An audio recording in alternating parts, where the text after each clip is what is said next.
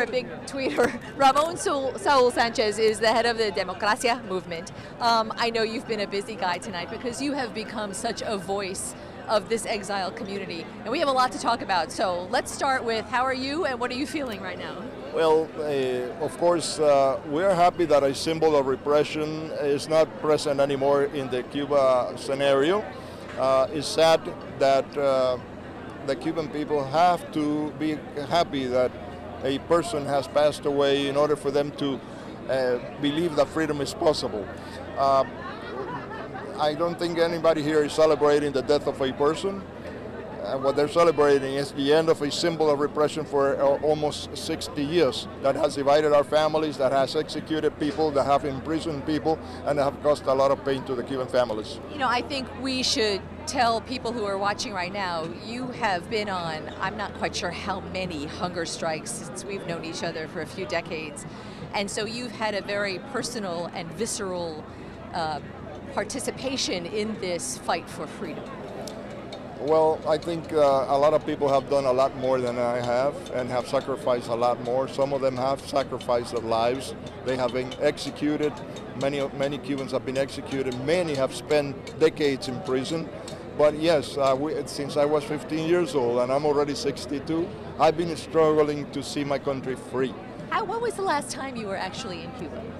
Well, I was sent out of Cuba when I was 10 years old by my parents so that I wouldn't be sent to fight foreign wars for the Soviets. And were you part of the Pedro Pan No, I came here with the Freedom Flights, yes. With a younger brother, yeah. As a parolee, as a refugee, and I have remained up to now in that status.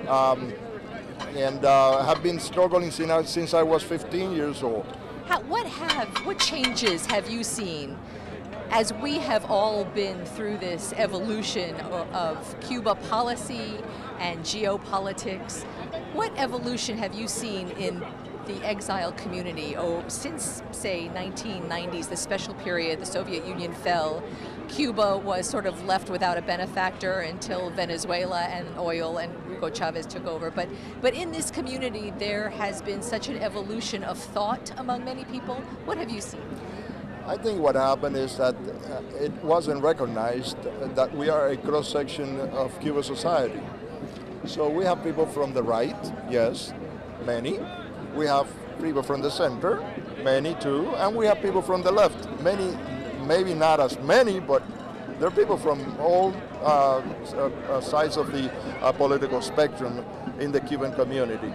And today you can see here that most of the people are young people, people who dream with their roots, people who would like to see their country free so that their parents can maybe go back or at least be able to see their relatives and so forth. So I think the Cuban issue has been largely misunderstood many times for two reasons. The Cuban dictator was very effective in projecting an image of a social vindicator, which it was not. And on our side, sometimes our passion was expressed, and sometimes we were not able to convey the reality of Cuba in the same way or in a fashion in which people would understand. People do not understand the pain of an oppressed until they themselves are oppressed as well. So what do you project will happen as the morning, as sun comes up and the morning dawns and more people hear about this? Is this going to be a day of symbolism, or do you think there will be some practical movement in some way? What we're trying to say now to the world is, please put your eyes on the Cuban non-violent opposition in the island, because the Cuban regime is going to repress them brutally now. Raul Castro has lost a very important factor of fear, which was Fidel Castro.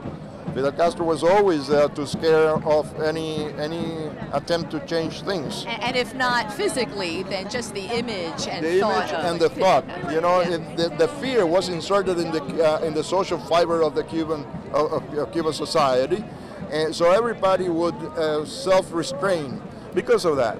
And now that factor is not there anymore. There's still fear, there's still cruelty on the side of Raul Castro, of course, but the regime has weakened somehow, And I think that Raul Castro knows this and will probably repress the opposition more now, so we have to keep the eyes on them all the time. Ramon Saul Sanchez, so nice to see you.